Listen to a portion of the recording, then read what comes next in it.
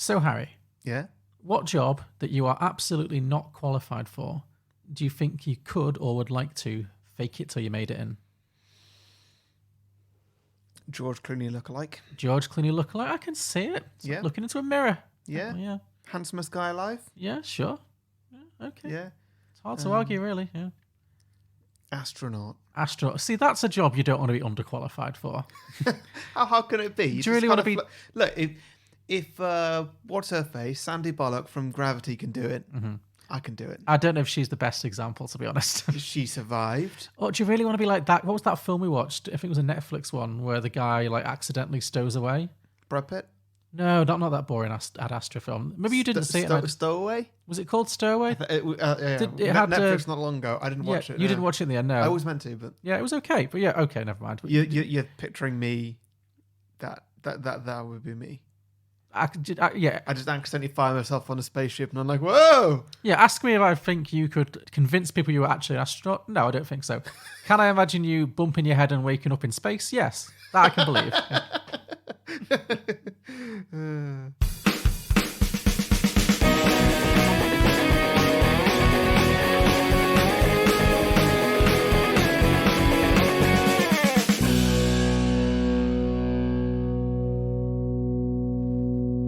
Welcome back, everybody, to Beyond the Box Set, the podcast where today we are pitching prequels, sequels, and spin-off ideas to Catch Me If You Can.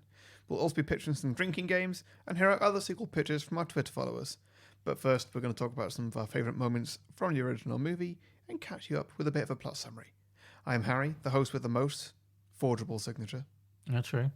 And I've done it many a time. It's just my name. Yeah. It's just my name. No imagination. Like, like everyone else has got like a fancy squiggle or you got to give it a little bit of flair. Yeah, something like that. But no, mine, like I can barely write at all. Mm-hmm. So like I'm lucky that I can write that down.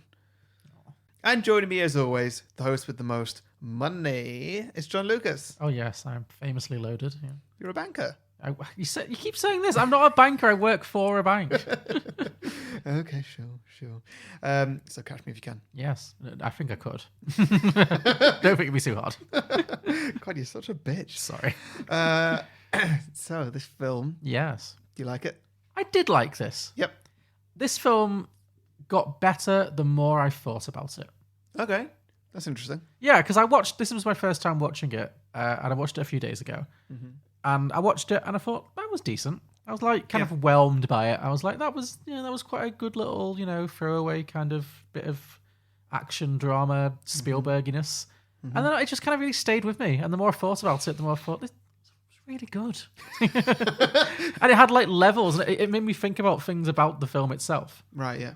Because like what? Like how kind of sad it is in a way, because I was expecting like it to just be this romp, this kind of chase movie, and it felt like that at first, but then I don't know, afterwards I just kept thinking, wow, your parents can really fuck you up. Like, that was my main takeaway. It was kind of like, wow, this is bad parenting, the movie, in many ways. Like everything that happens to this poor guy is because his parents are just they're not bad people. It's not like his parents are like are abusive or neglectful. They just really teach him the wrong lessons. Yeah, and everything comes from that. So I was just kind of like, wow, yeah, that kind of just, I know that stuck with me a little bit. And I just thought it was really kind of interesting. Yeah, yeah. The bit that stood out to me kind of along those lines is, I think it's the first time they have a phone call at Christmas. Mm-hmm. And so Tom Hanks... I mean, Tom Hanks and Leonardo DiCaprio, yeah. Yeah.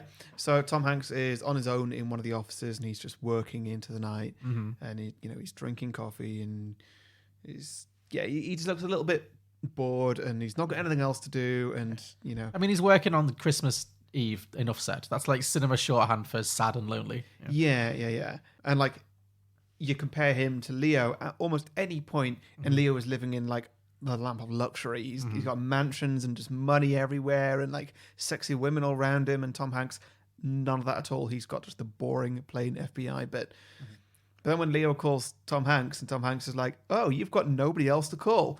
Suddenly I feel great about myself because we're the same. Yeah, it's like you these and me. two lost souls. I thought that I was doing shit and you were doing great. But no, we're doing exactly the same. You're just as unhappy as me and that makes me happy. It's a really heartwarming Tom Hanks role. Yeah. Yeah. I mean, he doesn't say any of that. But that's but that's some of the subtext. That's just what I took from it. And so... And it's full of a few of those little scenes that are just, the more you think about them, you're like, oh yeah, there's all that going on. Definitely, I agree. Yeah. Absolutely, yeah. Yeah. So, I'm glad you like it. Yeah, no, I did. I thought it was really good. What did you think of Leo in this, DiCaprio? Yeah, it was good. Yeah. It's not necessarily one of his all-time best roles, but it's a solid performance. I think it's one of those performances that just puts him down as, this guy's always going to be good. Not he's always going to be great and like he's not always going to steal the show and he's not always going to deserve the Oscar, but like he's always good. Yeah, I thought this was one of my favourite performances he's done, actually. Oh, really? I was really struck by how young he looked in this. Yeah, me too. I was expecting him to be an adult, but like, no, he's still very much got that boyish look. Yeah. Well, he is. Like, that's the thing. It's quite meta because he, as an actor, he was like 26, 27 when he made this. So he's like a guy in his mid to late 20s playing a teenager who pretends to be in his mid to late 20s. Got it, yeah. So there's got quite a lot of levels good on there. Yeah. But yeah, I always think of this as being like a modern, and it's like 20 years old, a modern DiCaprio performance. Because I really think of his career in two halves. There's like... Pre and post Titanic. Basically, well, not even Titanic, but yeah, basically there's like Heartthrob Leo and then there's creepy old Leo. Yeah. Like, it's not like he's aged horrendously or anything. He's a good-looking guy, but I think he's just chosen not to play a lot of like heartthrobby kind of. He doesn't really make a lot of rom-coms. He often plays characters that are a bit, in The Revenant, he's basically this beardy, mountain man, and then there's Django Unchained when he's this gross racist. It's like he plays like seedy kind of characters quite a lot, and it's weird to see him in this kind of fresh-faced boy phase again because I feel like there wasn't much of a middle ground. It was like overnight he went from one thing to the other thing. Absolutely, yeah. I'm not quite sure where that line is. I think the line is this film. Do you think it is? This film seems to be the line, yeah. But then he made this film I had the same year as he made Gangs of New York.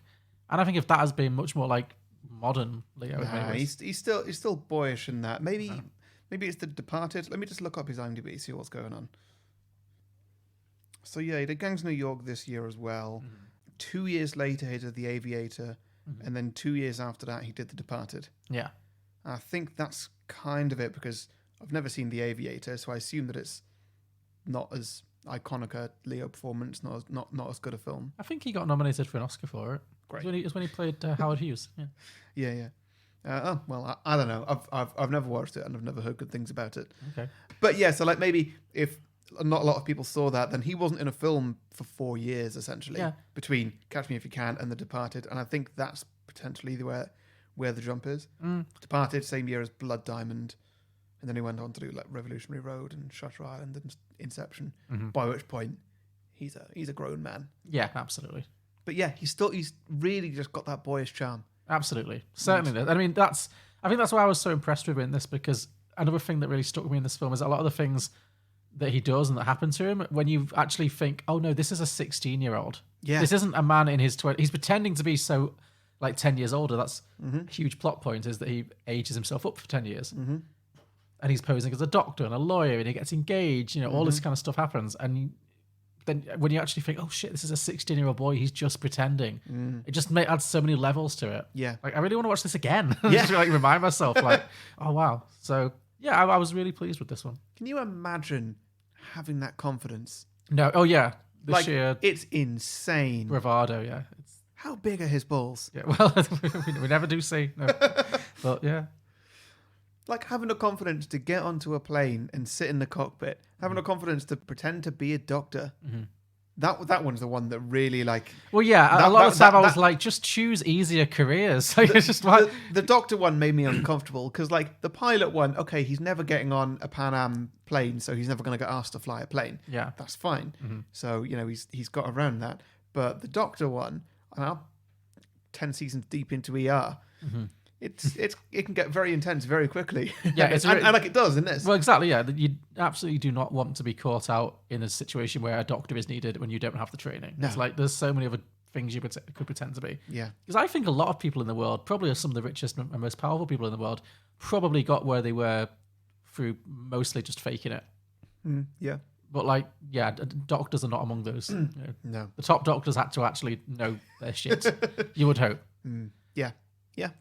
So, but yeah, I think all of that kind of that bravado. It doesn't just come from him being like supernaturally ballsy.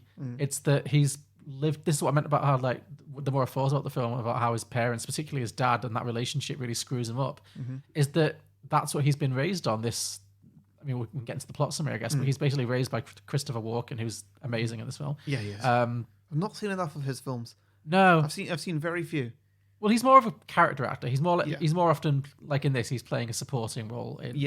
But I think Christopher Walken, has got into this kind of slight typecasting situation of just getting cast as like the quirky weirdo. And in this film, he's not really that, and I appreciated that. There's elements there, but he's not playing that like oddball that you often associate him as being. Yeah. I think I know Christopher Walken more from people doing impressions of him. Exactly, yeah. And so that's why I think they're like, oh, this guy must have been in loads of films and done loads of things. And so whenever I'm watching him, I'm always just looking for that bit that I recognize from the impressions. Yeah. And he does it in this. Yeah. He's got it. He's got that story about the mice. Yes, he does. Certainly, yeah. 2 little mice fell in a bucket of cream. The first mouse quickly gave up and drowned. The second mouse wouldn't quit. He struggled so hard that eventually he churned that cream into butter and crawled out. Gentlemen, as of this moment, I am that second mouse. Yeah, so I mean, we can just get straight into the plot summary, I guess. But our main character, played by Leonardo DiCaprio, is Frank Abagnale. Junior. Sorry? Frank Abagnale Jr. Frank Abagnale Jr., yes, because Frank Abagnale Sr. is Christopher Walken, yes. Yep. And he is this kind of... Well, the very first scene is this weird game show thing. And I've never understood this.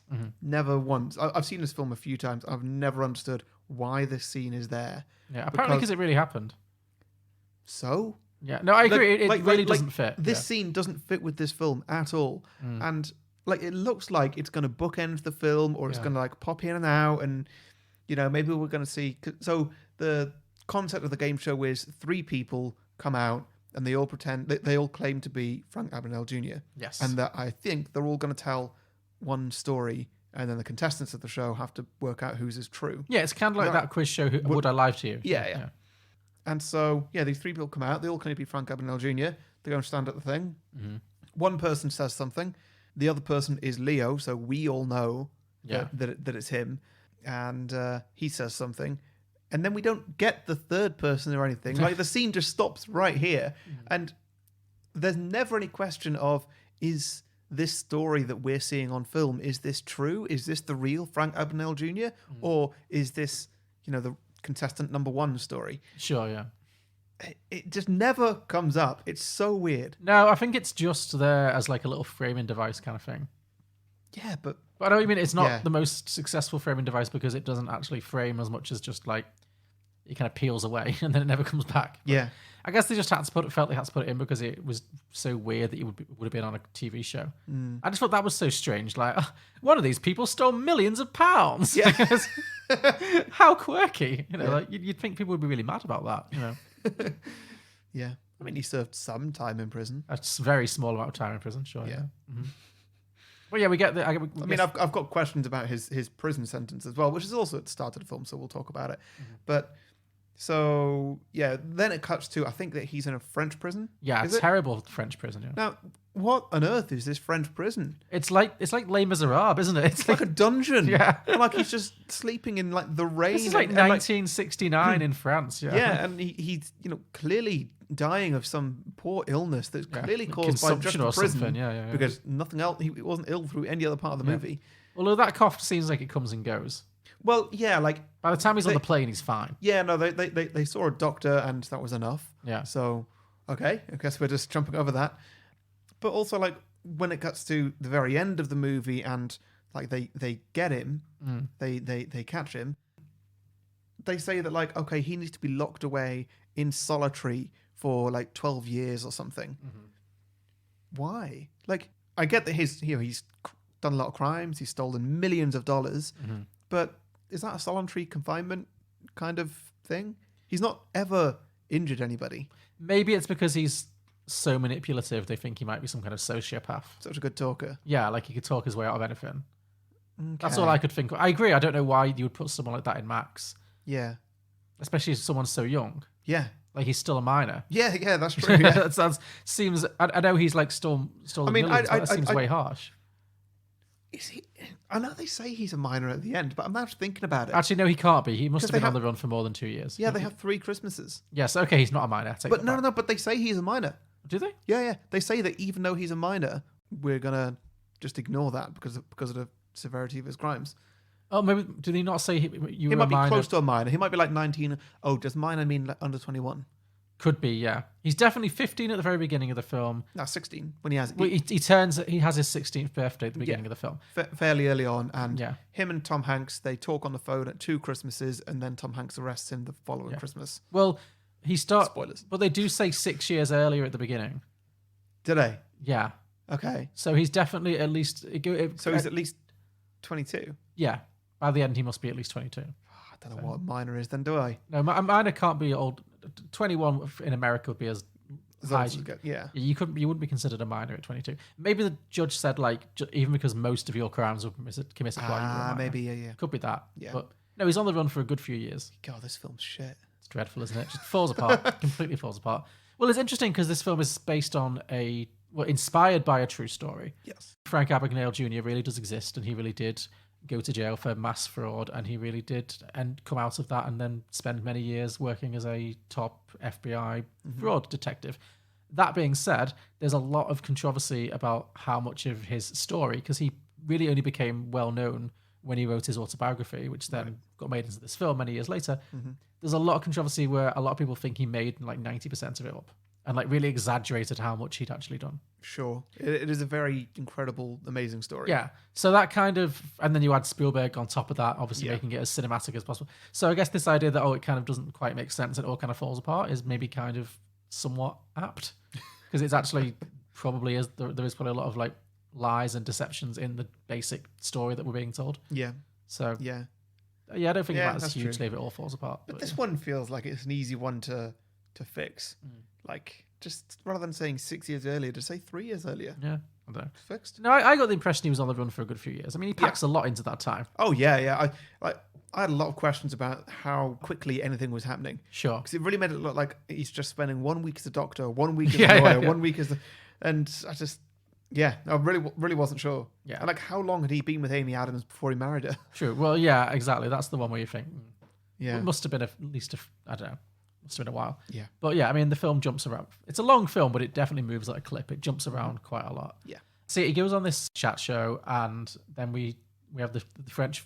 So he's in this French prison. Sorry, he's in the French prison. He tries to escape. We think he's feigning his illness, but then when he tries to run away from the doctor's surgery, he really can't run because he's so winded from the coughing. So I think he is genuinely really ill, it seems. Also, all the French prisoners are just like cheering for him. Like, you go. I was like, why do you care?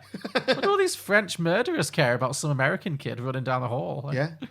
I don't know. I mean, maybe just like the thrill of seeing somebody make a run for it. True, but it's a pretty... It's like in a high school when there's a fight over there. And everyone's just like... You need to run and go and see that fight right now. Sure. Like, I get it, yeah. It's that. Fair enough. I mean, it's not the most successful escape attempt. As his many escape attempts go, it's pretty feeble. But he's very ill at this point. That's what I mean, yeah. So, anyway. Which is bizarre to me that it's seemingly just days later that he does a very... very good escape attempt from a landing plane. That's what I mean. It's like that near-death consumption just lifts right out. Yeah. I don't know how long he's supposed to have been recovering from that. Maybe we could say it was a while, but yeah, that was what puzzled me. It really felt like his illness at the beginning just like vanished. But yeah. I guess it would have been extra scenes that we didn't really need. Anyway, so we see him make this escape attempt, and then we flash back to 6 years earlier.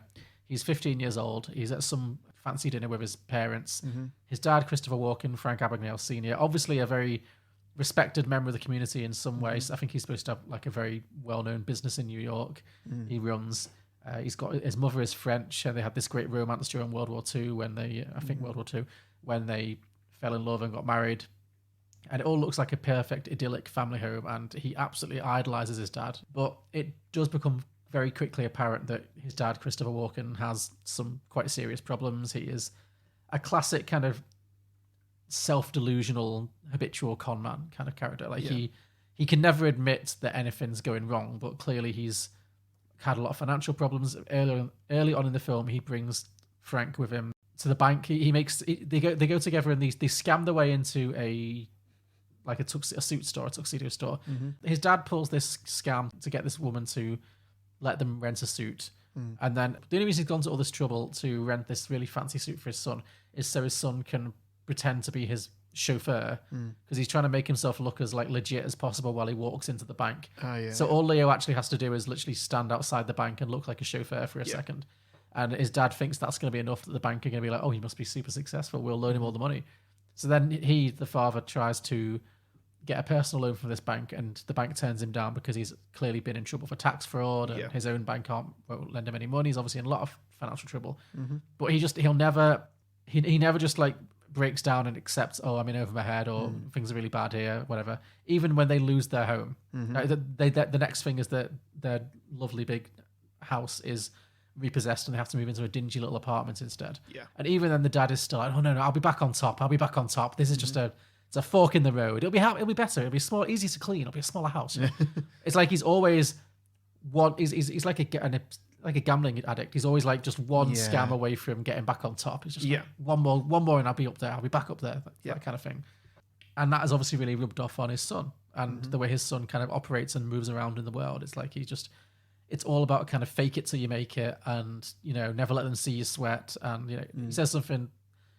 Well, he says there's obviously the mouse story that he tells early on at this awards dinner when he's like, there's two mice fall into a vat of cream. One of them drowns, and the other one just runs around until he churns that cream into butter, and then he's rich. He's got all the butter. Well, then he climbs out. And he climbs out. So it's this idea that if you just keep faking it for as long as possible, you'll get there. And that's kind of his whole life motto, and that's what his son kind of takes away from everything.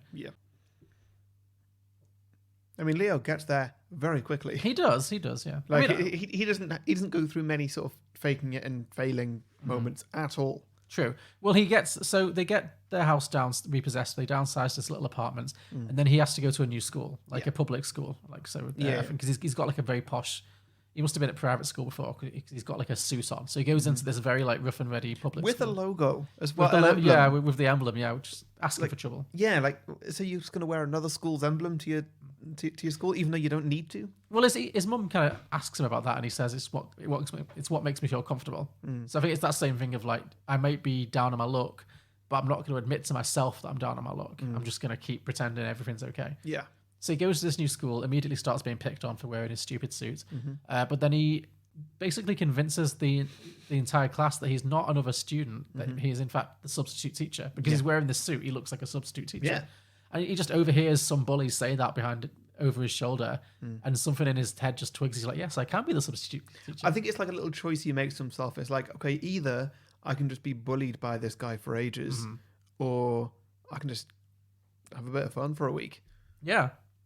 So he successfully poses as a substitute teacher, sends the real substitute teacher home. Yeah. Again, the first of many occasions. Which is really sad. I know that poor woman, she was so upset. Yeah, I really felt for her. Yeah. But it's the first of many cases in this movie where he essentially gets caught, but just brazens his way out of it. Yeah. She's like, I'm supposed to be teaching this class. And in front of all the kids, she says, I'm supposed to be teaching this class. And he just says, oh no, I always cover this class. Yeah. And then she's like, oh, and then she just leaves and starts crying. Like, I came all this way. Yeah. Oh, it's horrible. It is very sad for her, but yeah, I love this. It's not just that he pulls it off for like an afternoon. The next thing we see is his parents are in the principal's office being told that he pulled that scam off for a week. Yeah. So much so that he was in the middle of planning. He'd run a parent-teacher evening and given feedback to all the kids' parents. I love it. Yeah, and then he'd also started organising a class field trip to a French bakery. Yeah, brilliant. I love that too. But also just the fact that, not the fact that he stretched out for a week, but also the fact that like he really, once he was in there, he gave it a good go. Like he really committed to it, and like he could have probably got them through that semester. Like. Like he's probably on a first name basis with all the teachers as well. Was he sat in the parent teacher lounge just being like, "Hey, guess, Joe, another day," you know? Yeah. Oh, geography, yeah, those kids. Yeah. Like, I think he might have been, yeah. Like he's just a consummate. But that's the thing. Like lying comes to him as naturally as like as speaking. Yeah. And I think that is the real thing. He never has honest conversations with anyone. Yeah. It's always lying. Yeah. I'm jumping ahead a little, but I love the bit when he's pretending to be a doctor. Yeah. And he's watching a medical drama on TV and they're just giving all this jargon and stuff. And I'm watching this and I'm like, is he going to find a situation in the hospital where all this jargon that happened to be on telly last night is going to become like what is needed to be said? Because that's very, very lucky. And he's not been running on luck a lot in this. He's been running on, he's just blagging it. But then, no, he finds a very Leo way out of it. Sure. Yeah. We'll get to that. But so then when his parents get told about his little scheme, as they're walking out, you can see that like he doesn't get punished for it. His dad just kind of grins at him and like, yeah. And this is what I mean about like the bad parent. It kind of reinforces this idea that actually this is an okay way to move around in the world, kind of thing. So then he's been caught out doing that. Then he finds out his mum is having an affair. She's having a very unsubtle affair with one of his dad's friends. Again, his dad won't accept that anything's wrong. He's just completely got blinders on. Yeah. But then they do end up getting divorced. I guess the mum files for divorce. And then they break the news of their divorce in, I think, a very harsh way. He just comes home from school and there's a lawyer in his house. Yeah. And he's like, who the hell are you? He's like, well, I'm the lawyer. Your parents are in the other room waiting for you. Now pick which one you want to live with, sign the paper, and then we're done. Yeah. Like, I don't think that's how divorce works. I mean, it may well be, but that's probably not how parents should broach the subject with Yeah, their child. 100%, yeah. Yeah, so I don't blame him for just running away at this point. No, yeah, because he basically, he just runs away. He runs away and he runs to... You know what, another thing I realised about this film, very similar themes to Big. Yeah. 2 weeks in a row, we've kind of done the same story about like a young kid who runs away to New York and pretends to be at least 10 years older than he actually is. Yeah. It's basically the same plot. Yeah. And they both have Tom Hanks in, I guess. But anyway, so he runs to New York, and obviously he's 16 years old. He's got no means to survive whatsoever. So all he can do to kind of live hand to mouth is to just write bad checks initially. He's just writing bad checks, getting caught because it's not a very good way to make it. It's not exactly a brilliant crime, writing bad checks, but he writes a load of bad checks, gets caught out, gets bounced from kind of hotel to hotel, hostel to hostel. But then he starts getting a little bit better at it. So first thing he does is he changes his name and he ages himself up by 10 years. He makes some fake checks at this point. He constructs some fake checks that age him up by 10 years. So now he's, rather than being 16, he's 26, and he changes his name as well. And then we get a little montage of him kind of trying to cash these checks. And he's really trying to like replicate his dad's schemes right to the letter, right down to like, his dad's got this really cheesy thing of like picking up a locket from the ground and asking the woman if she's dropped it, and doesn't work. Yeah. And like you say, he gets good at it really quickly, and he does. But I think we do get these initial scenes of him kind of not being good at it and failing. And I think that shows how he learns and gets better at being a scam artist as it goes along. I mean, I hope you understand. My boss sent me to Brooklyn, then Queens. Now he wants me in Long Island to take a few clients out for a night on the town. I'm sorry, but we're not allowed to cash checks from other banks. How would we know if they were any good? What did you say your name was? Ashley. Ashley? You know what I found on the sidewalk out there?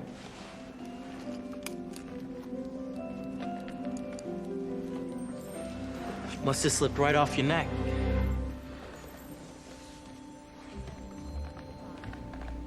Is there something I can help you with, son? So I guess he's trying to bounce along and just live hand to mouth on this check bouncing scheme for a little while, and it's not really going very well for him. But then he spots a pilot surrounded by like sexy air hostesses, and then he thinks, "Oh, that's the life for me."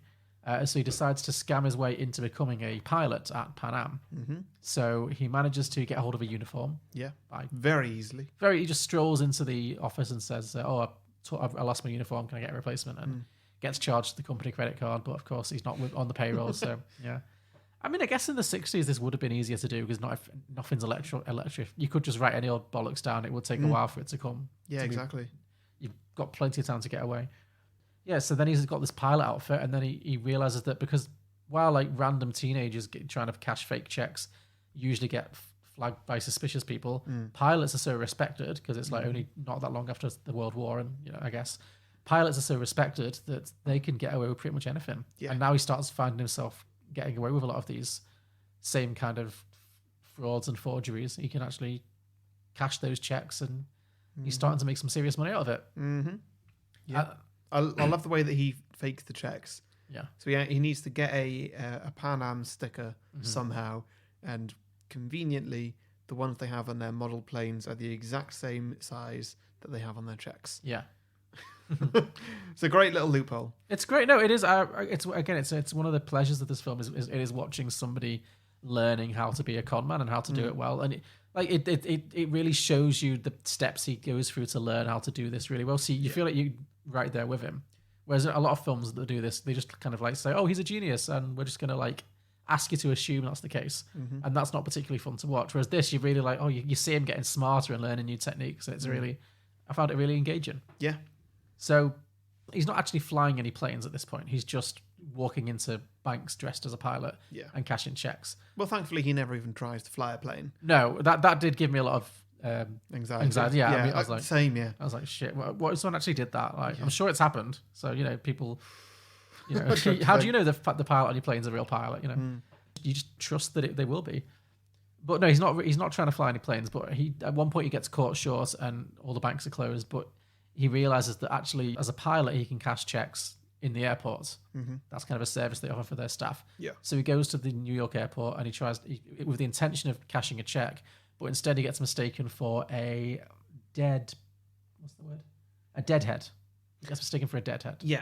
Now I looked up what this is because I'd never heard this term before. No, me neither. So a deadhead is a member of airline staff who takes a free ride on a plane that he's not piloting to get from point A to point B. Because I guess pilots have to travel a lot to be in the right place to pick up the next thing. Yeah. Apparently it's a common technique. So a lot of pilots and air hosts and air hostesses, anyone who works for an airline, they get a lot of free flights basically, because just to get them into a position where they can then make a connection or whatever.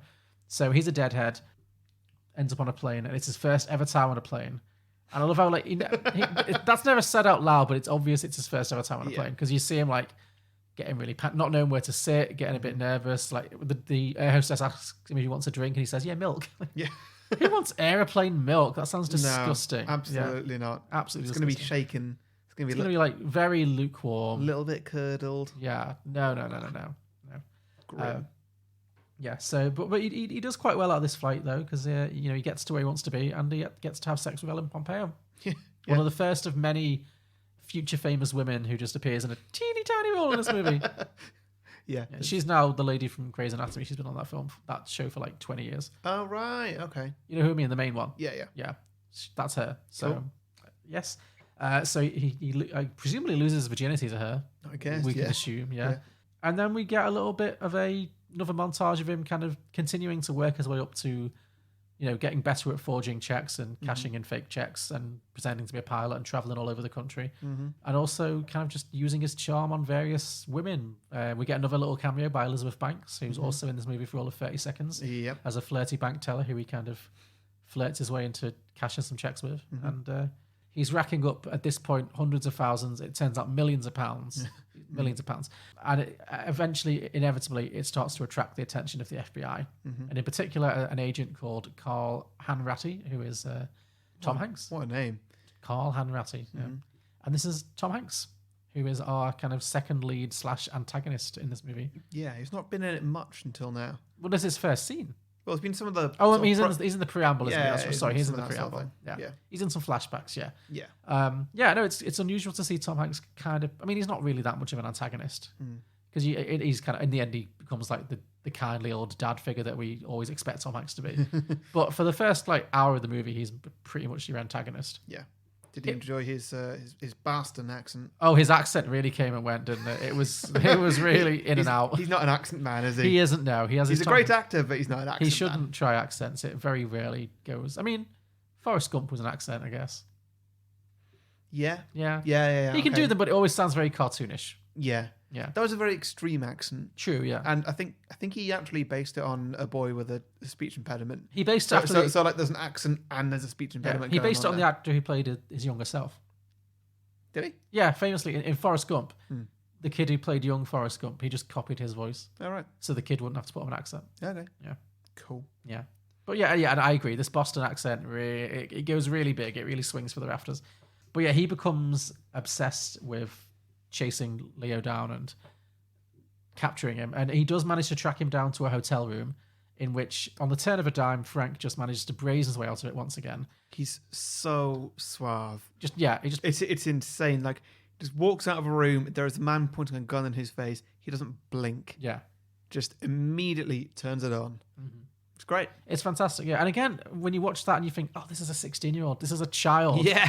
Who must be shitting himself, but just isn't. Like, it's just so accustomed to lying. And yeah, manages to pretend to be an FBI agent and befuddle Tom Hanks enough that he can make his escape. And then Tom Hanks realizes that he's been had. And that's it. Then after that, he's just obsessed with him. He's just like, this is my one and only case for the next 8 years now. Like, I have nothing else to do. Yeah. I will track this little bastard down. Absolutely, yeah. Yeah. I mean, I love it because then it just really brings that sort of that Tom and Jerry energy. Yeah, sure. It's what it is, really. Absolutely. It's a game. It's Catch Me If You Can. It's a game of cat and mouse, 100%. Yeah.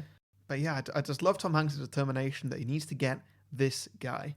And like by the end, they love each other. Yeah. Like, it is a proper... They're the best of friends. Like, if you think of actually how many friends each of them probably has. 0, yeah. Yeah, exactly. Like, they're each other's best friends. Sure. But they're, one's a criminal, one's an FBI agent. Yeah. It's great. Yeah, it becomes... That's what I think the film does really well. Like you said, these two like lonely souls who kind of form this bizarre connection and become like kind of obsessed with each other. Yeah.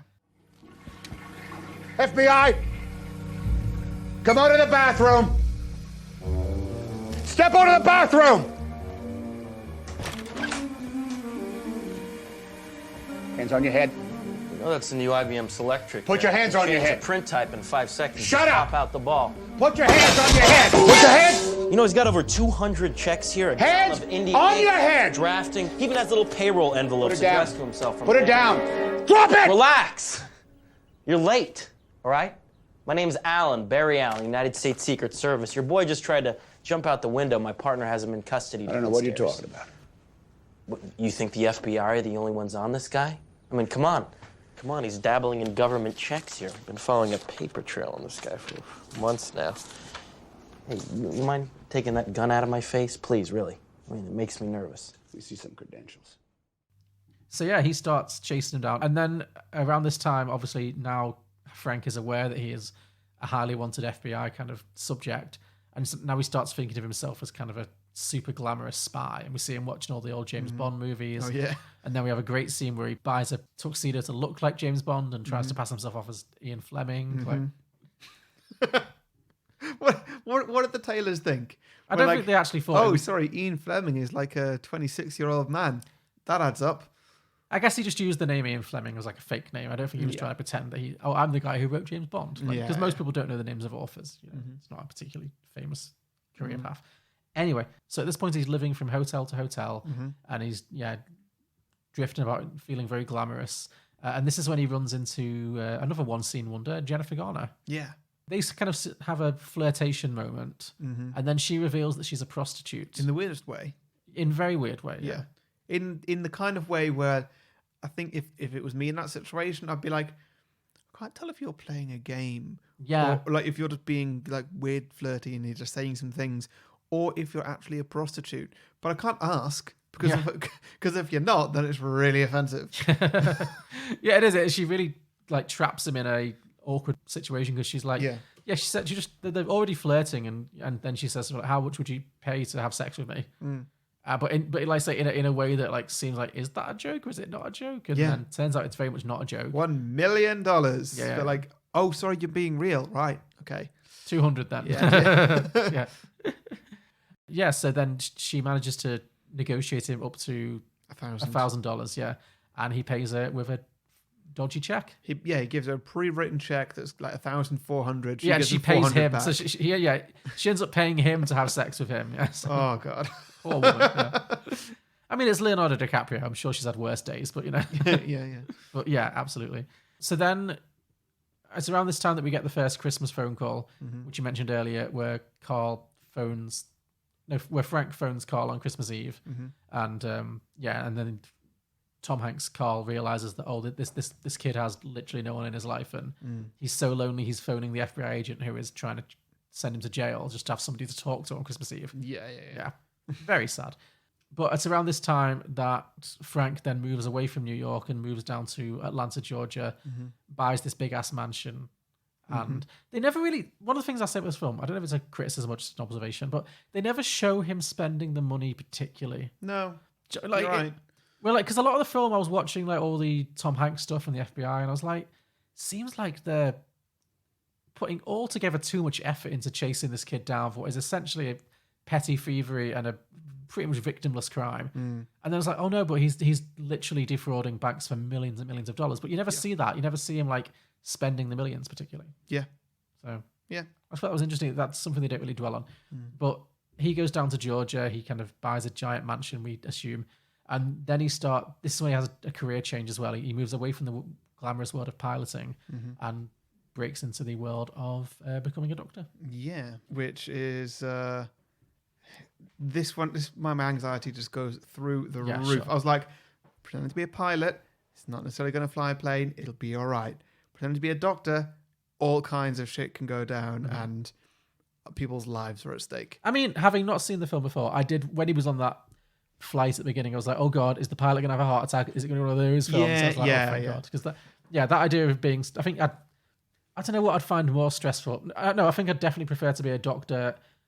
I'd rather be found out pretending to be a doctor in a surgery than I would be being on a plane and people thinking I was the only pilot. That would be more stressful. I mean, they're both horrible situations. Yeah, definitely. But like I reckon that if I was put in a situation where I'd pretend to be a pilot and there's a pilot and co-pilot who are already there, and then they both have heart attacks or whatever, and then I've got to fly the plane, I reckon that I could work it out. You hear stories. Your self-belief blows my mind. You hear stories about people doing it. How hard could it be? Yeah. Well, you get talked through it. Okay, sure. Like fine. there are instructions in the cockpit on what to do. I have heard that modern planes basically fly themselves. And then you get radio contacts when you're near the airport, and they'll tell you what to do and how to land it and stuff like that. And so it can be done. Okay. But if you're pretending to be a doctor and you're there in a surgery and like, oh my God, the surgeon's just died or something, so now you continue this heart transplant. What?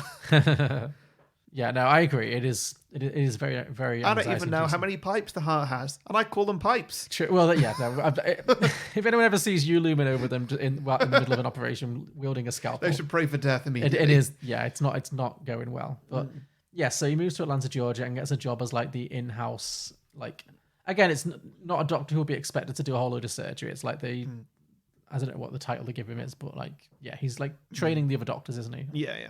Or something. He's working the night shift, like the slow shift. Yeah. So that helps as well. But this is when he develops a romance with a young Amy Adams. Brenda, I think her character is called. This is one of the first things she ever did. Really? Yeah, she hadn't even had an Oscar nomination yet. So nice. It's before Enchanted. It's before she was in that film Junebug. Was it before the little Buffy appearance? No, after Buffy. Okay. Or maybe around the same time. Maybe after. Because she did this film and then she didn't work again for like 2 years. Really? Like you'd think this being having he. True, but he was already had Titanic. Like, what I mean is like you'd think being in a Spielberg movie would then be you'd be on a roll because it's not like it's a small. She's got a relatively decent role. It made me uncomfortable in this because he just seemed so much older and so much more mature. But it's weird when you think about it. Like, no, they're probably the same age. She might even be older than him. She's most likely older than him. Well, I agree because she comes across as very naive, and she's got the braces, obviously, and it is played like she's very girly, childish. Yeah. It's like, oh, here's this suave doctor coming in and seducing this girlish receptionist who doesn't really know what she's doing, or girlish nurse. Yeah, but then I thought that was so genius when it turns around a little bit when they have sex, and then she reveals, oh no, I've had an abortion. I've had like a really hard life already. Yeah. And she must be older than him. Yeah. Probably. And again, when you go, oh shit, because he's 16, the movie keeps making you forget that he's 16 and then finds these ways to remind you, like, shit. And then he has this very 16-year-old boy's reaction, like, oh, well, I'll marry you then. Yeah. Like this very impulsive, oh, I'll marry you. And she goes along with it, of course, because she's so swept away. And then suddenly he's engaged. Yeah. And this is again where it gets weird. Like the doctor was one thing, but then getting engaged to somebody with the wrong name as well. Yes. Well, this is what does him in. This is what gets him caught. Yeah. But yeah, this was where I really started to feel anxious. Not for him getting caught or anything. I was more like, I'm not sensing this ending well for Amy Adams. This is Yeah. like she doesn't look like she's full of confidence, does she? No. Like, She's obviously quite a fragile person. Yeah. Yeah, and this would ruin someone like that. Yeah. Like just finding out that your husband is not who he says he is. Oh, I feel terrible for her in this scene. This Part scene of is the movie. this part of the movie is heartbreaking for her because she gets engaged because she's got this relationship with her parents who are obviously very conservative, where she's obviously had an abortion, she's got pregnant very young, had to have an abortion, and her parents have like cut all contact with her and like written her out completely. And so it's only by getting engaged to this kind of suave young doctor that her parents like welcome her back into the family, which they do. It's Martin Sheen as plays the dad. He's like a lawyer in the area. So then they get engaged, and Leo has yet another career change where he now shifts from being a doctor to being a lawyer. He gets a job at the dad's law firm. Which no one questions. No one questions. He doesn't change character. He's the same person. Yeah. And he's like, oh yeah, no, I'm a well-established doctor, and also I'm a lawyer. Yeah, and also I'm 22 years old or whatever. Yeah, it is definitely a stretch, but it's the confidence trick. Confidence trick. So yeah, then he passes the bar exam, which becomes like a runner in the film. That's the one thing that Tom Hanks can't figure out is like, I understand everything else, all the other forgeries, all the frauds, they all make sense to me. How did you pass the bar exam? Yeah. And I love the payoff is I studied. Yeah. I studied and I passed it. Like, I mean, he did say, I studied for 2 weeks and I passed it. I'm like, what? So, sorry, 2 weeks of, albeit hard work, and you can be a lawyer. Yeah. Is that it? Well, it's left open to interpretation whether that's really the truth or whether it's another lie he tells. Yeah. But I like that. I like the idea that it's true. I like the idea that he's like, because that's the other kind of slight tragedy of the film is that he's so intelligent, and if he hadn't gone down this path of just feeling like all he had to offer was just lying about everything and trying to create a fake identity, he could have put this energy into becoming like a really established success. He could have been a doctor, a lawyer, or any of those things. So not that the film has a terribly sad ending for him, obviously he makes it in the end, but like I think that just shows that he has all this potential that he's not actually delivering on in many ways because he's trapped in this like mode of just constantly like faking it. But so he ends up working as a lawyer with Amy Adams' father, and he's kind of really assimilated into their family for a little while. But this is how he gets caught up with, because now that he's engaged, and now that obviously he's got a love interest, he can't keep changing his name every 5 minutes anymore. So now he's stuck with this Frank Turner or whatever the name is that he's going by. And so it's much easier for the FBI to trace him, which they immediately do. And of course, they descend on the family home at him and Amy Adams' engagement party. And this scene where where he sees that Tom Hanks and the FBI have turned up, and he's frantically packing his bags, just flinging all these briefcases full of more money than Amy Adams has ever seen in her life. And like frantically explaining, like, I'm not who I said I am, I've lied to you all these times. Oh, just tell her this story. And it's just, I was so stressed on her behalf. Like, she's having so much, as quite a fragile, obviously, character anyway, she's having so much, like, dumped on him in this moment to process with, like, literally the FBI coming up the stairs with guns. Like, yeah, it's a lot. Yeah, absolutely it is. So I really felt for her. Poor girl. Poor girl indeed. So yeah, he runs out the window, jumps out the window and runs away with his suitcases of money. Do you think he actually loved her? I think he's a kid who got in over his head and had the best intentions, because he's always trying to create I think a lot of this part of the film is supposed to mirror the story that his dad tells about how his dad met his mum, like in France. It's a very romanticized story. How he meets his mum in France when he's a soldier, and then he impulsively asks her to marry him, and then they get married and live happily ever after. So I think this thing he does with Amy Adams is like his version of that in his own head. He's like, I'm having this really fairy tale romance, so he's going to impulsively get engaged to her despite it being a terrible idea, and then it all falls apart. So I don't think he's like madly in love with her, but I think thinks he's doing it for the right reasons. I don't think he's like just cold-heartedly manipulating her. He's trying to create this image in his own head of what he thinks he's supposed to be, and that includes having a wife. And helping this girl who needs help. So so he runs away, but he says, meet me at Miami airport in 3 days time. And he waits for her, but when she turns up, it's very clear that she has cooperated with the FBI, and she's like being used as kind of a pawn to get him. So he figures that out very quickly, and so he comes up with a plan B, because basically the police are covering that airport, like everyone in and out. They're expecting him. They're expecting him to try and get out through the airport, so there's no in and out. So his solution, and this is one of the more... It feels like a long plan. This feels like a very long con and a bit of a stretch. He sets up a fake air hostess recruitment school. And it's like, you just see him in front of this class of teenage girls, like, I'm going to choose 6 of you, and we're going to fly out to New York, and you're going to be the new 6 air hostesses. And I'm like, have these girls told their parents? Is this like on a whim? Is this a one-day thing? Like, what? Yeah, and like, what's the groundwork to pull this scam off? What happens? What happens to those girls? Yeah. Do they just get dropped in New York and that's it? And they're stuck, yeah, because the next thing we know, he's it's a great shot. Obviously, it's a great scene. Yeah. But yeah, the next thing we know, he's recruited these 6 girls. He's put them all in air hostess outfits, and they're just strutting through the airport. And of course, because they're all beautiful girls in air hostess outfits, they're drawing all the attention. All the police are so distracted, and he's just in the pilot suit in the middle of them, like a surrounding circle of them. Yeah, and it's like the president and the Secret Service. Basically, yeah, it's like he's attracting all the attention, but also none of the attention because all eyes are on them, and he's just in the middle of it. So, but also he's also set up a distraction. He's paid some random guy to pull up in a suspicious-looking vehicle at the same time. Oh, so, So he pulls off wearing a pilot's outfit. Wearing a pilot's outfit. So he pulls a double con. So did Tom Hanks know that he was doing this pilot thing?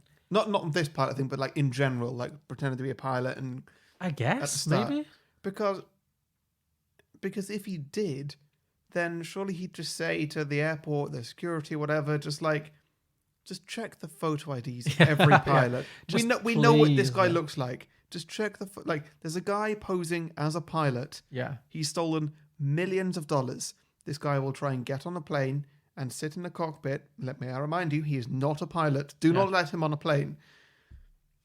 Just no. Yeah. You know what? Not at all. No deadheads for a while. They lose their privileges. Yeah. Yeah. It's not working out. This whole deadhead system, this buddy system, is not working out. Yeah. End the deadheads for a while. Yeah. No, I don't know.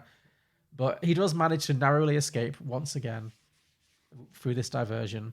And then he disappears for like the best part of a year, because then it cuts to like 8 months later or something. But we learn that the FBI have kind of like written him off. They're like, look, we've not caught him. We've spent years trying to do this. It's gotten us nowhere.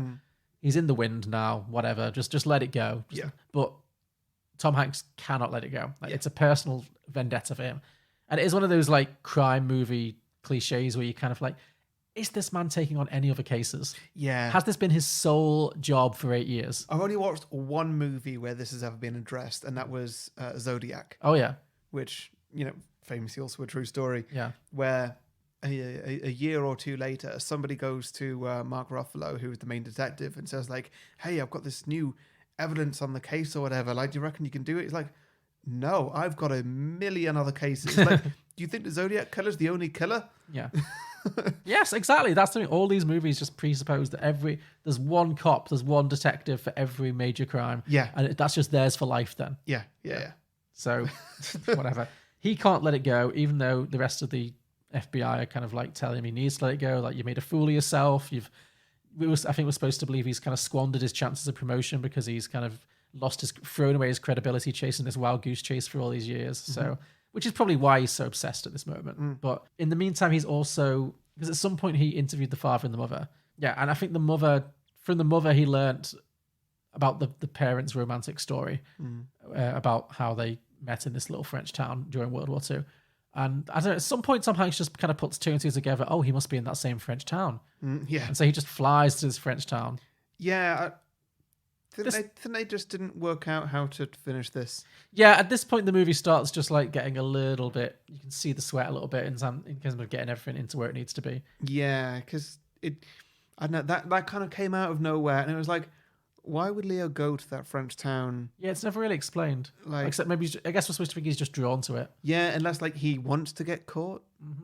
Well, I think we were supposed to believe that he does it on some level. Because when Tom Hanks arrives at this little French town, he finds him very easily, and it seems like he's had a complete breakdown at this point. Yeah.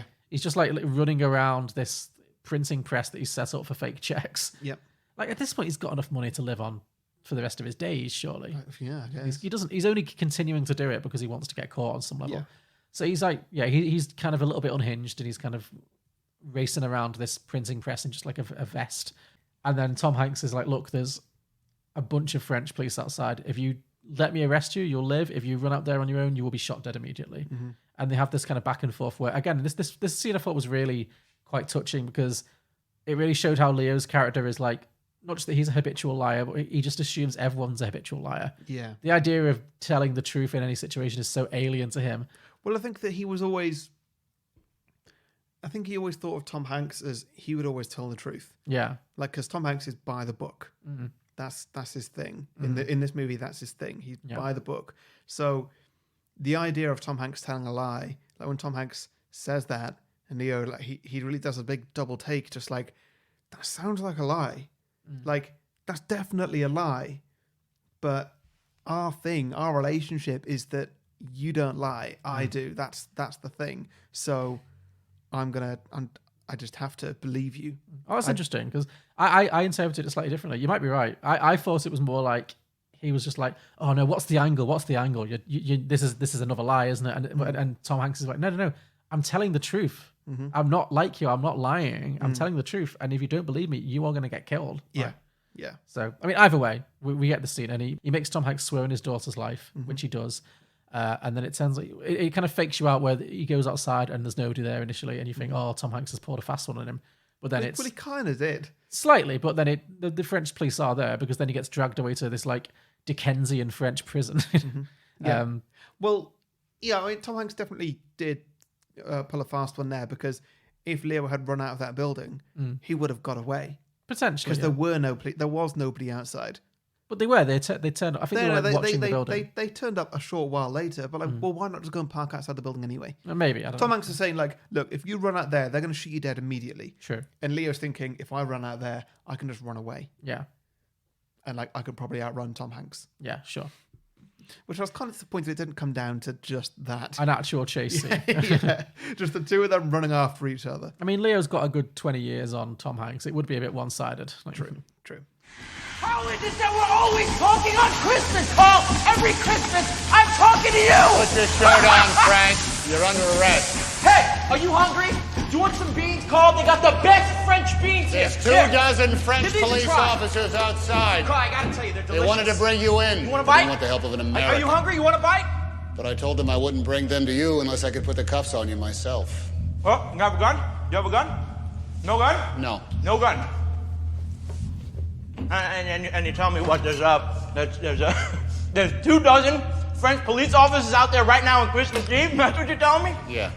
All right. Well, there's no windows here. I'm gonna take a look out the front door. No. I told them I'd walk out first and give a signal. Here, you can put these on No, yourself. I can't do that. You know why? Because I think you're full of shit. I don't think there's anyone else out there. I think it's just me and you. That's right. I think it's just me and you. And you know what? You're gonna have to catch me yourself. So yeah, so now he goes to French prison, I guess for a while, because in the meantime he grows this like very ratty wig. Yeah. But he goes to French prison for a while, and then he almost dies due to the poor conditions. This is where he gets that terrible illness. And then the movie... What do the French have against him? I don't know. What did he do to the French to piss them off so much that he nearly dies in their prison? That is a good point, yeah. I guess maybe from the printing press that he's working in when Tom Hanks finds him, maybe he's still cashing bad checks in France, I guess. He's still playing the same game. Yeah. But yeah, it feels like there's like a Russell Crowe's off screen. He's like Javert, just like, I'm going to get you. Yeah. But yeah, the film kind of catches up with itself now. We're back to the beginning. See, you do like that film. It's very easily referenced. It's memorable. I'll give it that. Okay, I still hate it, but I love it. I know you do. I know. It's so stupid. Weirdo. So the film catches up with itself. Now Tom Hanks is flying DiCaprio back to America to face his trial, to face justice. Yeah. And on the plane back, he breaks the news to Frank that Frank's father has actually died, Christopher Walken, who's kind of popped up. We haven't talked about it much, but Chris Walken pops up every so often in this film because throughout his criminal enterprise, Frank is writing these kind of delusional letters to him saying like, I've made enough, like not telling him that he's a criminal, but saying like, oh, I'm training as an airline pilot. Now I'm retraining as a doctor. Just like all these like far-fetched tales. Yeah. And being like, I'm going to take you and mom on holiday to Hawaii. Tell us to buy a nice new dress and a swimsuit and all this like crazy stuff that's never going to happen. And like, you see that they have a couple of like meetings, don't they? I think maybe only one actually. There's one scene where they meet up in the bar. Yeah. And he's like trying to spin his whole life story to Christopher Walken, and Christopher Walken is clearly There's another one where they go out for dinner and he gives him a Cadillac. Yes, yeah. So he's spending all this money on his trying to like get his dad to, see that he's become the man that he thinks he needs to be, and Christopher Walken's kind of so far gone in his own self delusions that he doesn't really seem like he's protective of his son. He won't sell it out, but like he's also kind of he can't admit to his son, look, the marriage to your mother is long over. Like she's remarried someone else. Yeah, he can't admit any of those failings, so it just never quite comes together for them. And then on this flight back, Tom Hanks breaks the news that Christopher Walken has died. Frank takes this incredibly badly as like a freak out. He goes into the toilet cubicle, and as the plane is landing, he makes yet another escape attempt. Yeah. Well, a successful escape. Yeah, completely. This is the most puzzling. How did he get out of that? Can you really climb out of a toilet cubicle? I guess you just climb into the workings of the plane. And maybe he was just like, I don't know if this will work, but if I can get under here, then maybe I can get into like the a workings Darwin of the Award plane. winner. That's how you just end up definitely. like choking on like fecal matter, like wedged into a toilet cubicle. I mean, he's not crawling down the pipe. Like he's crawling down next to the pipe. Oh yeah, sure. And so maybe he's just thinking, get into the workings of the plane, find my way to the landing gear, it works. It works. He hops out of the plane, like literally from the bottom, hops As off it's the wheel. landing. Yeah, as it's landing. The plane is still moving. Yeah, very much balls of steel. Yeah, jumps out the plane, escapes the airport, runs all the way to his mum's new house, and then we get this scene that's lifted right out of Hook. Yeah, this is when it got very Spielberg, where he's like, do you remember that scene in Hook when Peter Pan goes back after he's been a lost boy and he goes back to see his mum and she's like had another baby and like she's forgotten about him and it's really sad. Yeah, it's literally that scene. Yeah, it's him like going to his mum's window and looking through the window and seeing his mum has had this little girl and she's like, idyllically knitting something in the corner in a little rocking chair. And it's like, oh, she doesn't need me anymore. And he starts crying and then Tom Hanks turns up and takes him away to jail. That's why I always think of Maggie Smith as she just reminds me of my mum. Maggie Smith, yeah. I mean, I think Maggie Smith's a fair bit older than your mother, but yeah, I know. I know what you mean. I know what you mean. Like, although Wendy wasn't Peter Pan's mum. Yeah, it was just that kind of. Yeah. I know. Okay, sure. So, you're saying you wished? No. I wasn't seeing it as like myself as Peter Pan. I was just seeing like, a mother sitting in a rocking chair knitting in a very idyllic thing. A mother figure, sure. Yeah. Okay, I see what you mean. Yeah. Okay. Bless you. You don't have to question every little thing that I say. Okay, sorry, I'll let your little Maggie Smith thing go. So then he goes to jail and he is convicted. Obviously, he's sentenced to 12 years in maximum security jail. Also in solitude. Yeah, in maximum security, high solitude prison, whatever that's called. Yeah. But Tom Hanks, Carl Hanratty, he stays in touch with him and he kind of visits him now and then. He kind of asks him about cases he's working on and he comes to realize that Frank is not just this criminal, but also this kind of criminal genius. He's really good on this, all this fraud and check forgery stuff. He's got a really good mind for it, and he can see it immediately. And so he is kind of intrigued by this, and he convinces the FBI to let Frank serve out the rest of his sentence working on their fraud unit. So Frank is released. So Frank is released from jail under Tom Hanks's care, I guess. Yeah. Basically, he's like responsible for him. Yeah. And he joins the FBI. Yeah. But he's having a really hard time adopting, because he's spent his entire life basically on the run and like lying, and now he's having to like live the straight and narrow. And he really struggles to come to terms with that, and he doesn't know how to kind of like deal with it day to day. And we get this scene when he on the weekend, he doesn't know what to do. He's like left with his own thoughts, and he's never had that before. And so he tries to run away. He tries his old tricks. He rents a pilot's outfit and plans to leave to like deadhead again, or to like stow away. And we get this great sequence where Tom Hanks kind of confronts him at the airport and says, "Look, if you want to go, go. I'm not. Nobody's chasing you, but you've got nothing to run to and nothing to run from. So you'd only be throwing everything away and going back to jail. There's no point. This is self-defeating. But it's your call." And and he does it. I mean, I guess he does go away for the weekend. Tom Hanks just walks away and lets him go. He doesn't come back Monday morning. It's like late morning. It's late, yeah. I think his flight was delayed back, yeah.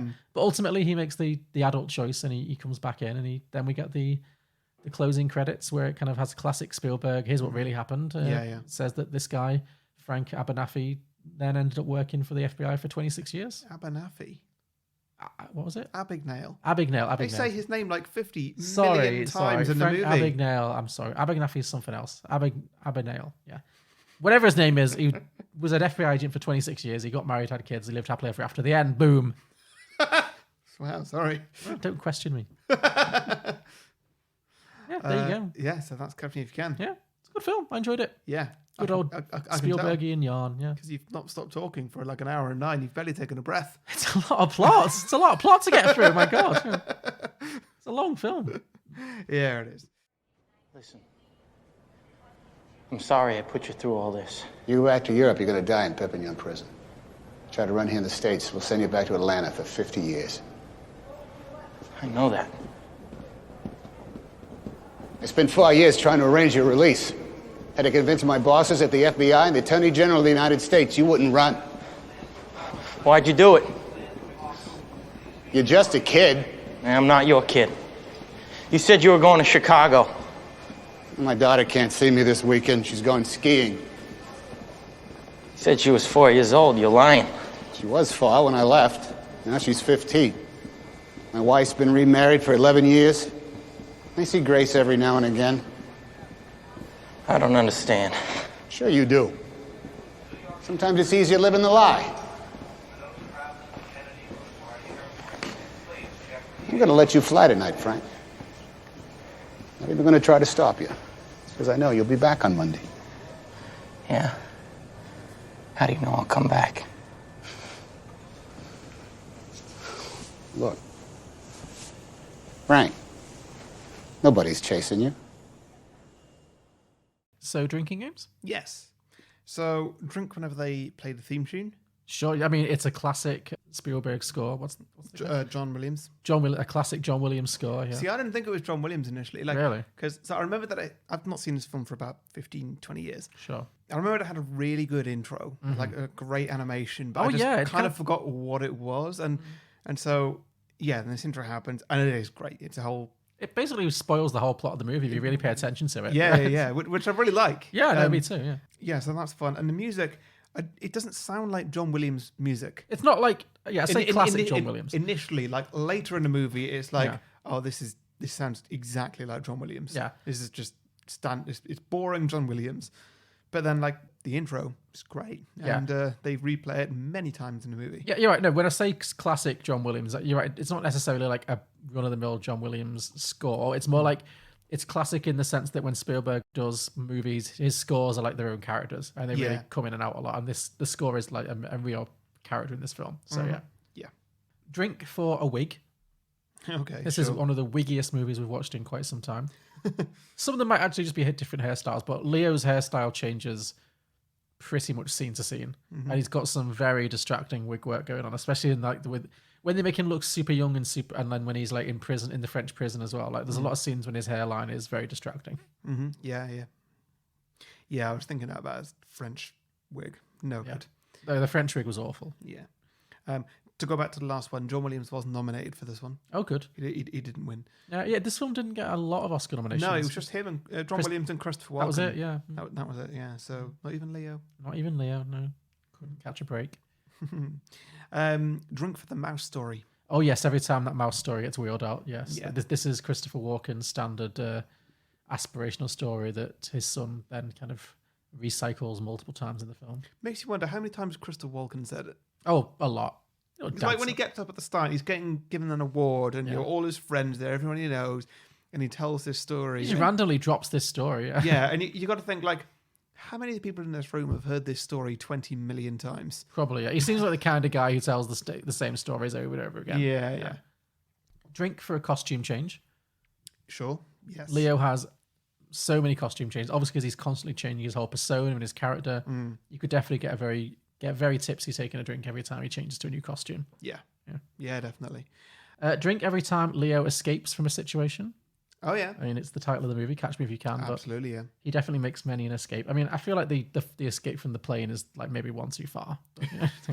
At that point, he's just a wizard, but yeah. Yeah. I mean, my favourite one was definitely just the long game that he played to get in and out of Miami Airport. Yeah, sure. Like recruiting 6 young girls. Yeah. I really want to know what happened next in that story. To those girls. Yeah. They've got their own stories for sure. Yeah. Did any of them go on to become flight attendants? Yeah. Imagine the phone call home, Mom. Yeah. Something really bad happened. I mean, like the entire school got done there. Yeah. That's it. The parents of these poor girls could sue that school for all the money in the world. Yeah. Their poor daughters have been taken in and like flown to God knows where. Mm-hmm. Yeah, absolutely. If they even got on a plane, maybe he just got to like the boarding deck and was like, "Bye." So you girls wait right here. Oh shit! Yeah, they panic though. You'd panic, wouldn't you? You would, yeah. You'd cause a scene, yeah. Yeah, it's a tricky one. How do you keep 6 young girls from not panicking in that situation? Well, they wouldn't panic until he leaves, and by which point he's not going to care. True. But I mean, like, at what point does he ditch them without them panicking? Yeah. God, I just don't know. No. Weird. Very weird. Yeah. Very good. Drink for Spielbergisms. Oh yeah, it is. There are certainly things you can spot in a Spielberg movie that are like, yeah, that's a Spielberg. Mm-hmm. Like I said, the scene that's literally just Hook, that really took me out for a moment. I was like, Tom Hanks generally appearing here. Mm-hmm. Do you know this is the only Leonardo DiCaprio Spielberg? I was just thinking that. Yeah, you'd think they'd have done more, wouldn't you? But no, just the one. Yeah. Okay, cool. Yeah. Drink whenever you see a check. That's my next one. Drink every time he writes a check or offers to write a check. Mm-hmm. Yeah. In the first half, every time he offers to write a check, that will get you blasted. It's like every other scene he's do. Yeah. I've probably written 3 checks in my life. No, to be honest, so have I. Checks, even checks were going out even when I was first getting, my first bank accounts. Really, but you're older than this film. I know. I literally am older than this film, but checks are useless.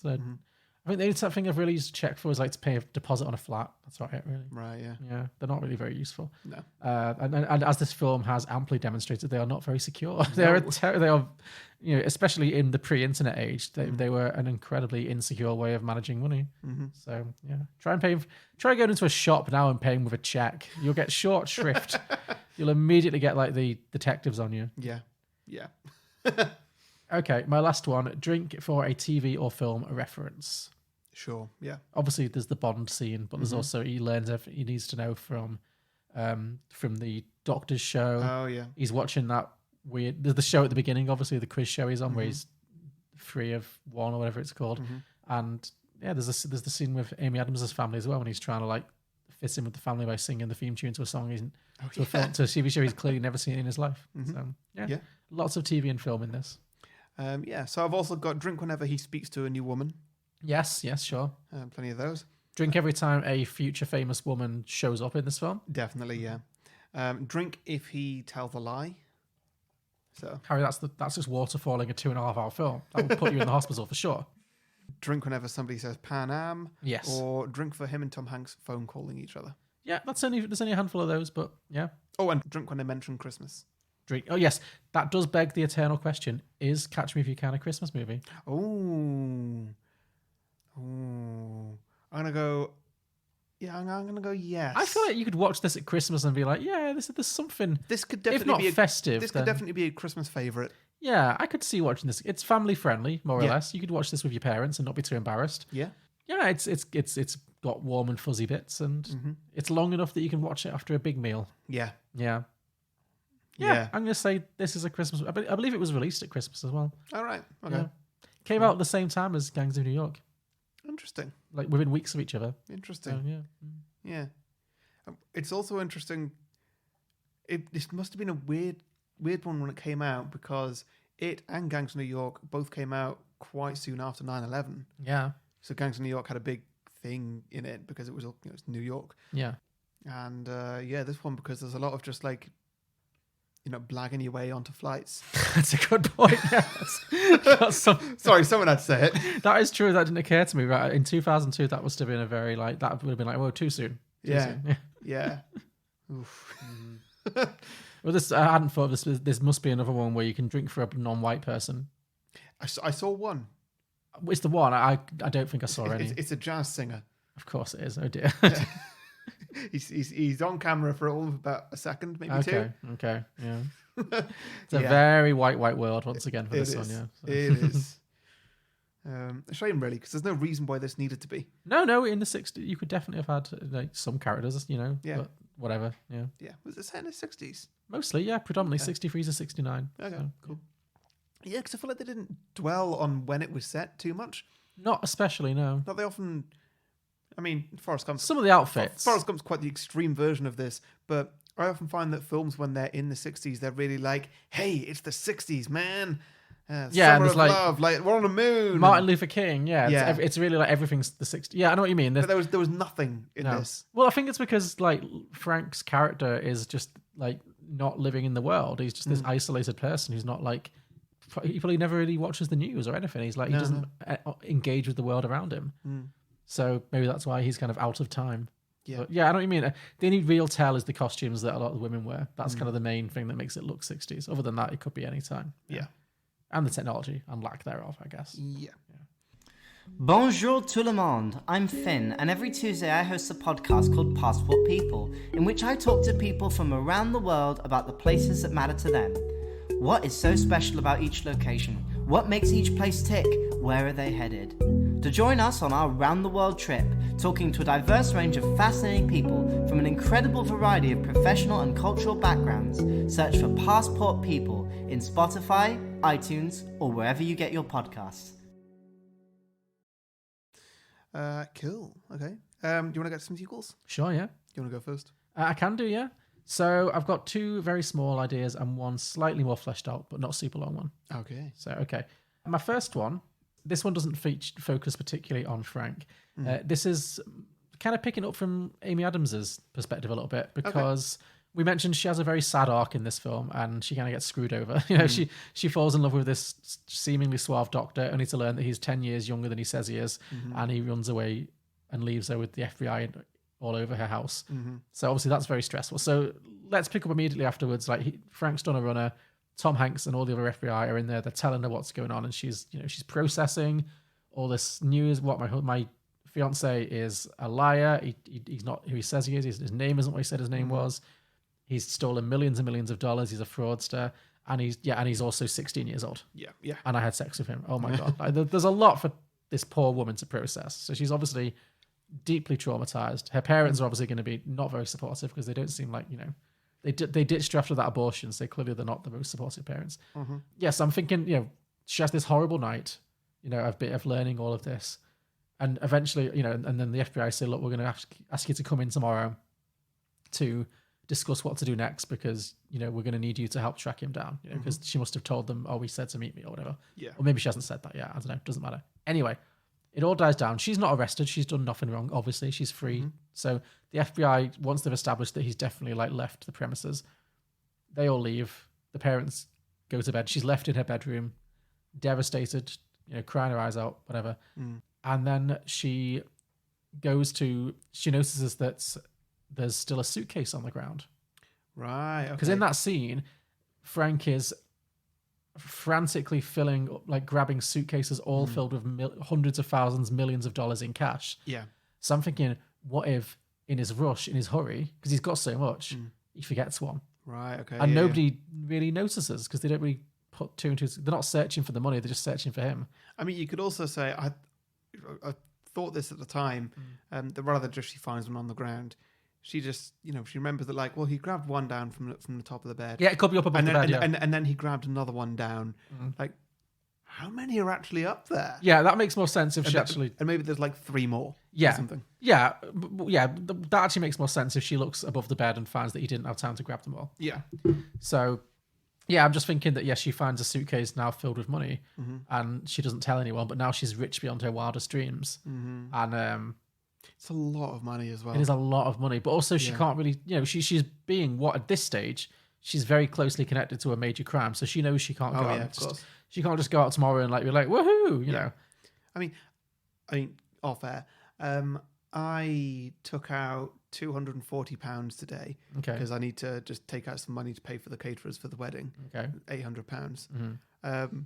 And in my head, I'm thinking rather be a wad that thick. It's really not. It's nothing. Which means that when it's there's a suitcase of money like that, that is a lot. That's hundreds of thousands. It is, yeah. It's an insane amount of money. Yeah. The 200 quid that I've got is that much. I know. It's so small. It's insane. Were you disappointed? Well, I'll just have to keep taking more and more money out until I'm satisfied. Yeah, that seems like a plan that has no downsides. Sure. Yeah. So anyway, so she's got all this money now, and maybe she uses it to kind of better herself a little bit, but she has to be very careful, at least initially. But maybe she uses it to like rebuild her life a little bit. But then I'm thinking sometime later, maybe a couple of years later, she's watching TV and she sees that quiz show. Right. Frank's on, that three in one, two lies and a truth kind of show. So she sees Frank, her ex-husband, on that, and she's like furious. She's like, he ditched me, and now he's got away with everything, and now he's like a local celebrity. So I'm thinking then she takes her money and travels to New York to kind of track him down and get her revenge. Quick question. Yeah. If there's some kind of situation which you are left with a briefcase full of money, like you don't know how much it is, but it's presumably hundreds of thousands, or maybe even $1 million. Yeah. And it's in one briefcase, and that money is not going to get tracked. Like it's essentially clean money. Okay. What do you do? Are you asking me? Yeah, I'm asking you. This seems like a loaded question. Because here's that briefcase. Are you in a situation that you're not telling me about? No. Are you in over your head, Harry? No. I'm good. But yeah, like what would you? Or no, actually, it's more interesting if it's money that you can't do anything with immediately, which I guess is her situation. Yeah. What do you do with it? Do you bury it? I think I'd write a little map with an X. I think I'd spend it very slowly. Yeah? Yeah. Just always have cash in your wallet. Yeah, basically. Okay. Is that what you're doing? Is that how you're so rich? That's how I'm living, yeah. Absolutely, yeah. I've been robbing banks and Because I guess if you just did it like that, then you could just live off it. Yeah. That's the thing. He could have stopped at any time, and I guess the point of the film is that he can't stop because he's addicted to. It's not it doesn't seem. That's the thing. The film never shows you a single scene of him just enjoying being rich. There's none of that at all. If anything, it doesn't seem like it makes him happy in the slightest. It's just a cycle he gets stuck into, and then he's just running until he can churn that butter. I guess, and he never does. Well, I guess he does at the end, but yeah. Where would you hide your money? I'm trying not to look at any particular point of my room right now. What's going on? Why are the questions? No reason. Yeah, okay. No, I'd probably bury it somewhere. I don't know. Yeah. I've got my places. Yeah. Anyway, moving on to sequel number 2. So that was all I had for that. But I just thought the idea that if Amy Adams ended up with that money, and then used it to track him down. So that is Catch Me If You Can 2, Catch That No Good Man. Nice. Yeah. My second one, this is very short, is what happens if... So at the end of the original film, Frank has got this job working for the FBI. He's got this desk job. He's all legit. He does that for a few years, but he starts getting a little bit bored after a while, He's still got to serve his time out, but, he's lost the passion a little bit. So he starts looking at other passion projects that he can get into. And he realizes that one thing he's incredibly good at, as well as, fraud and check forging, is storytelling. Right, okay. Because he's spent his entire life telling stories about himself, that aren't true. And so he starts... a career of narrating books. He starts a career of making films. Okay. He makes he kind of tricks his way into a Hollywood studio. he fakes his way into a Hollywood studio and ends up kind of scamming his way into getting a production deal to actually direct some TV, and then works his way up to film and makes a few little low budget films here and there, and then makes bigger and bigger films and ends up as Steven Spielberg. Right. Okay. Because that is how Steven Spielberg, he famously makes quite autobiographical films, like loads of films about a load of his films were about divorce and about like the effect divorce has on children, because he was a child of divorce. It's a huge thing for a lot of his films. And but as a kid, as a young man, he got into directing by scamming his way into a studio and just like pretending he worked there and just kind of turned up every day until eventually someone was like, "Why are you here?" And then he had to confess, and then eventually he managed to get an apprenticeship and landed himself like some small TV directing gigs, and then worked his way up to being, next thing you know, it's E.T. and Close Encounters. That's how it happened for him. So what if this whole thing is like an autobiographical Steven Spielberg origin story? Yeah. Yeah. No, I like that. That's all I had for that, but I just thought it was interesting. Yeah. So that would be Catch Me If You Can 2, King of Hollywood. Nice. Did you say you had 2 small ones and a big one? Yes. All right. Well, I'm going to come in with mine now because I've only got some small ones. Okay, I'll finish with my big. My big one's not that big, but so to speak. But that's fine. Yeah. Funny. It's like a penis joke. It's not like a penis joke. It is very much a penis joke. There's no layers to that one.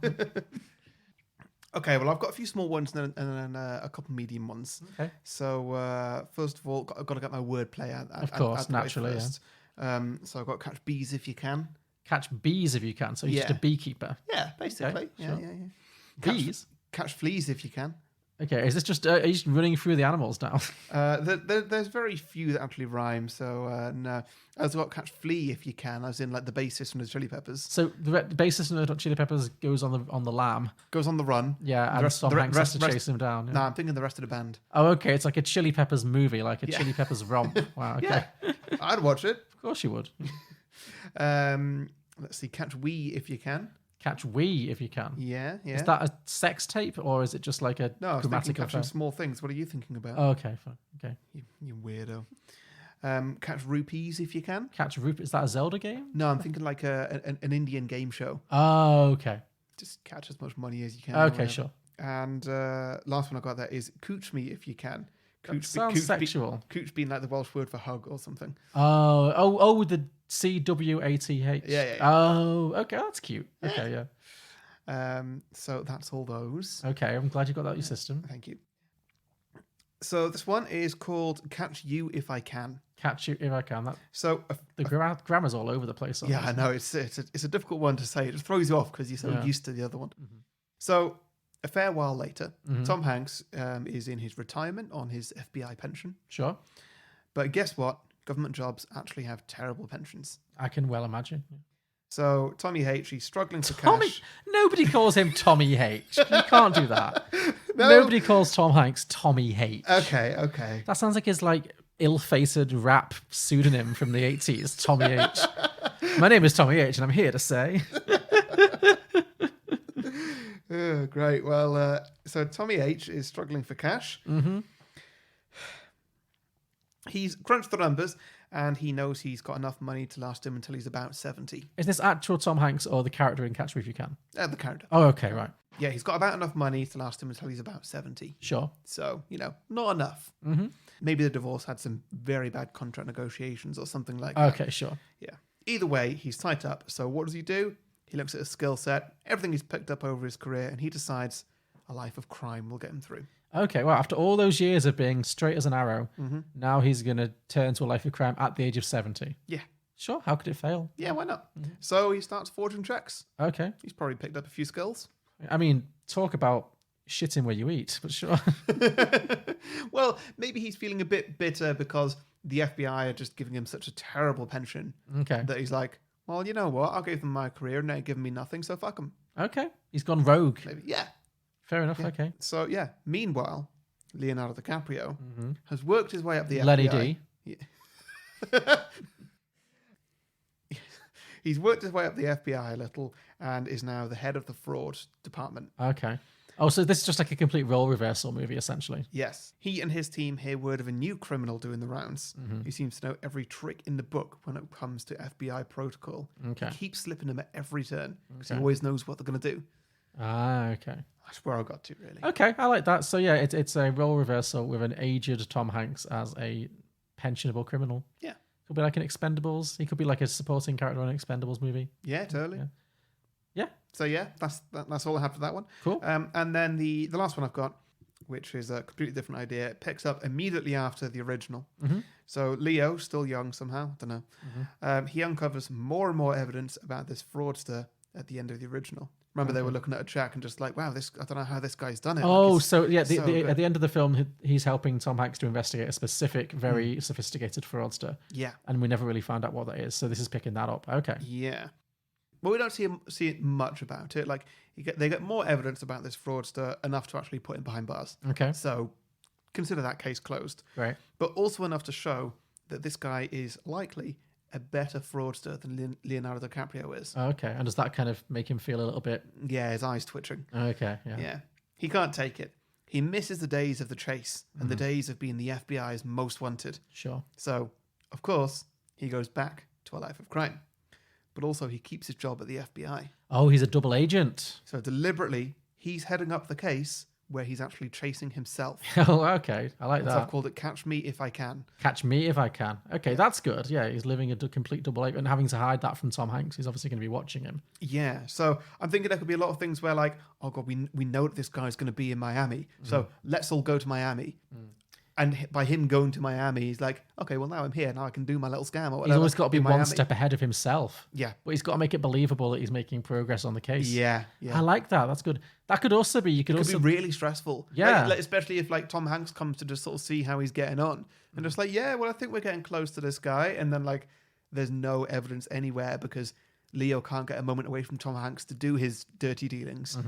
So like, well, actually, Leo, why are you chasing? There's nothing here to show. What's going on here? And so then he's like, oh God, I'm going to get pulled off this case. But if I get pulled off this case, then I can't do all the things. And so, yeah, it's just a different way to run from the FBI by essentially making up work. I like that. You're right, I think that would be very, very stressful. Like, yeah, a character in pursuit of himself. Yeah. Yeah, that's really good. I like that one a lot. That's got potential. Yeah. So Catch Me If I Can. Catch Me If I Can. Sure. Very good. Okay, so my last one, it's not that long. Okay. But again, it's not based on the Frank character. It picks up on a supporting character. In this case, it is... By the way, I just want to point out with both my ideas, I know that they're both opposites of words in the title, but that's not where I came up with the ideas. You got the ideas first, then the title, sure. Yeah, okay. Yeah. I didn't think like, well, what's the opposite of Catch Me If I Can, which is often the route that I take. Sure. But in this case, just want to point out, okay, inspiration came first. That's fine. Hey, whatever gets you there. Yeah. Whatever gets you there. So this one picks up. This one doesn't follow Frank. This follows another very minor supporting character. This time it's Jennifer Garner.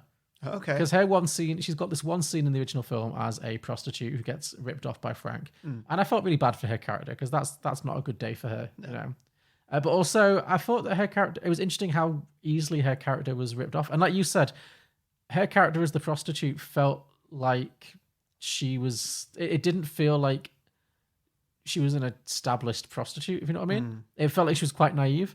So it kind of made me think, what if she's like the female version of him? Right, okay. Like she's at the beginning of her career learning how to be a scammer as well. So I thought like it could be this kind of a similar story, but from a female perspective where maybe she runs away from home for reasons. Maybe she's got like parental problems, whatever. Ends up in New York, run away from a troubled home, ends up in New York as a naive but very sexy teenager.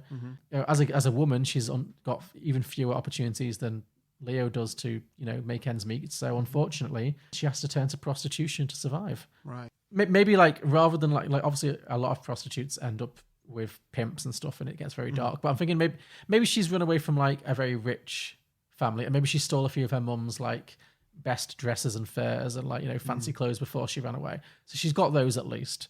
And so she tries to like, maybe Leo's the first, maybe she's like at a really low point when she runs into Leo in the original film. And she's like, she really needs money. She's at a desperate point and she's really weighing up what she can do. And she's like, okay, this rich businessman who she thinks he is, she's like, okay. And he's not the worst looking guy in the world. Let's be honest. It's Leonardo DiCaprio. So she's just like, well, maybe I could live with this, So he's the first person she tries this, to be a prostitute thing with. And that's why she's not very good at it in terms of the business negotiation because she's not established. She's not learned the technique. So she is just kind of clumsily going, how much would you pay to have sex with me? Am I joking? Am I not? Give me the money. Like, it's that. It's that, Yeah. And so obviously what happens, and she foolishly accepts a check, which again that was a real red flag to me that this girl doesn't know what she's doing because what's the first rule of prostitution? You always take the money up front. Yes. Always. Yeah. So hard-learned lesson. So she, so obviously, the next, when she realizes when the check bounces and she's been screwed over, not only is she she had sex for free, but she's now £400 even more in debt than she was before. So it's a bad time for her. So she's devastated and it puts her in a really bad position, but also it teaches her a very valuable lesson. Well, several, mainly take the money up front, but also it hardens her a little bit. And she's like, okay, I need to be tougher if I'm going to survive in this game. And it gives her a better kind of skill set then to kind of continue to use her sexual magnetism to kind of not only attract wealthy businessmen and sleep with them as a prostitute, but also now that one of them has like screwed her over, she's got no moral compunction whatsoever about not only sleeping with them, but then stealing from them afterwards. Right, yeah. So she very quickly becomes one of the most prolific thieves in New York City, but she does so by combining being a thief with being a prostitute. So she'll offer herself as this gorgeous Jennifer Garner woman to all these rich businessmen in New York, and then she'll steal. It's kind of like Hustlers. She'll steal all their money and then bank on the fact that most of them will be too ashamed to admit that they were with a hooker, so they won't, they won't actually report the crime. Yeah. So it's very much that, basically. So, and she does very well out of this, and she becomes very prolific, very wealthy, and that's her version of what Leo does in the original film. She's found a way that she can use her talents to make money, and it pays off for her massively, and she's very successful at it for quite some time. But she still is only like quite a young girl, so there's kind of a sadness to it. But she's doing well. But eventually, despite the fact that many of the men are too ashamed to report the crime, some do, and her attention as she steals more and more money, and maybe she steals some very high value from some very high value clients. She does also attract the attention of the FBI. And again, it's very much mirroring the original film. She's going to have her own version of the Tom Hanks character who's like pursuing her through New York. I'm thinking Viola Davis. Okay, yeah. Just because she often plays like authority figures, like police officers and stuff, and I thought that'd be really good. She definitely play like a hard-bitten New York police officer. She's got a lot of gravitas to it. Yeah, she? exactly. So imagine her chasing Jennifer Garner around New York, trying to catch her down, trying to catch this infamous prostitute / thief, jewel thief, So, yeah, and it's a similar kind of cat and mouse game that is plays out between the two of them. Yeah. And maybe they phone each other every Thanksgiving. Who knows?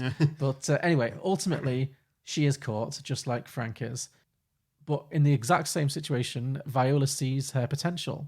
And so rather than send her to jail for all these years, she invites her to join the force, join the FBI or join the police as a top-ranking secret agent. Have you figured out where this is going yet? This might be a little bit before your time.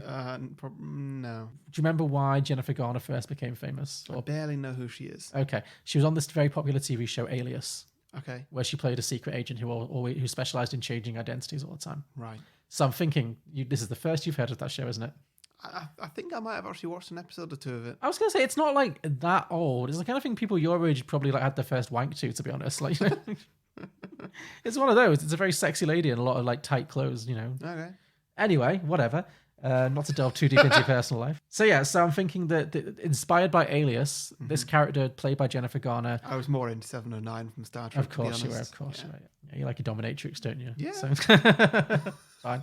So yes, inspired by Alias. Whatever you say. This character played by Jennifer Garner becomes a top secret agent who specializes in taking on secret identities in order to seduce men and extract information from them, which is pretty much, I think, I wasn't a huge Alias fan, but it's pretty much, I think, what her character in Alias did. Sure. So I'm thinking one day she's working on a particularly high-profile case to track down a notorious New York criminal and fraudster when she finds herself on the same investigation team as Agent Frank Abagnale. Ah, interesting. Who, of course, has been on his own journey since. They've not crossed paths since. This is the first time. They recognize each other.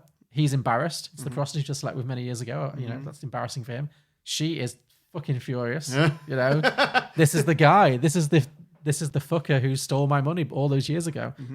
She's absolutely furious. And so then I guess the rest of the film could follow them as they classic odd couple thrown together, secret agents united in dislike for each other, but then eventually they have to find a way to work together, and they find that their skills are very kind of they work well together, and then maybe it spins off into a successful kind of TV procedural. I don't know. Yeah.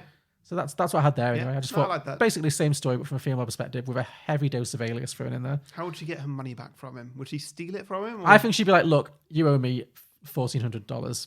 And he's like, what? And maybe she just demands the money. Like, And maybe he's like, well, sleep with me again. And she's like, no, fuck you. Yeah. It could like a bit, it could be like banter, Yeah. That could be a whole thing for them. Yeah. No, that would be good. Yeah. So that is Catch Me If You Can Too, Alias Femme Fatale. Nice. Yeah. Very good. Cool. So those are our sequel ideas. And Harry. Yes. It's a me pick next week, I Yes. believe. So this podcast is coming to an end. You know, I think our lives are they're changing. You know, things are changing. You know, I thought you were going to say. I think our lives are too. I thought you were going to say. Well, lives are. Well, no, our lives aren't coming to an end, but things are changing. It's made me feel a bit reflective. Okay. And I've been thinking a lot recently, like, what is life? What is life ultimately? I'm not enjoying this bit. Well, I'm gonna roll it. I'm gonna pull it to the end. So, what I've decided, Harry, what I've come to the realization I've come to. You're making me dread this more and more. The realization I've come to, Harry, is that life is a cabaret. Oh no! So I thought next week we would do the classic 70s musical Cabaret. I was thinking about that the other day for some reason. Have you seen it? No. How do you know you're not going to like it then? I don't know. You just did Jazz Hands. Maybe you'll like it. Yeah, I am a very flamboyant person. There you go. It's good. It's not boring, I promise. Yeah. It's in colour. It's not a black and white musical. It's in colour. Okay. Liza Minnelli? Liza Minnelli, Cabaret. I've never seen a Liza Minnelli movie. There you go. There's not many of them, but this is very good, yeah. Okay. I've also seen her from Arrested Development, but that's it. Exactly. I think you need to see her in her prime to really appreciate her. Okay. So, and this is definitely her in her prime. Yeah. Cool. Okay. Cabaret. Yep. I can see why it's a bucket list movie. It's been on my list for a long time. Yeah, we had to do it. So, yeah. All right. Cool. Well, thanks everybody for listening. Yep. Thanks for subscribing. Join us next week for Cabaret. See you later. Bye. Bye.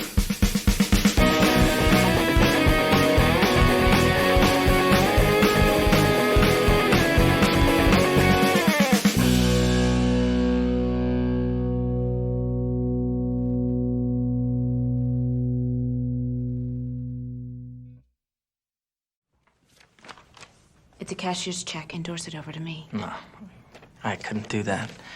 See, this check is for $1,400. We agreed upon $1,000. Why don't I give you back $400 and you give me that check? Even better.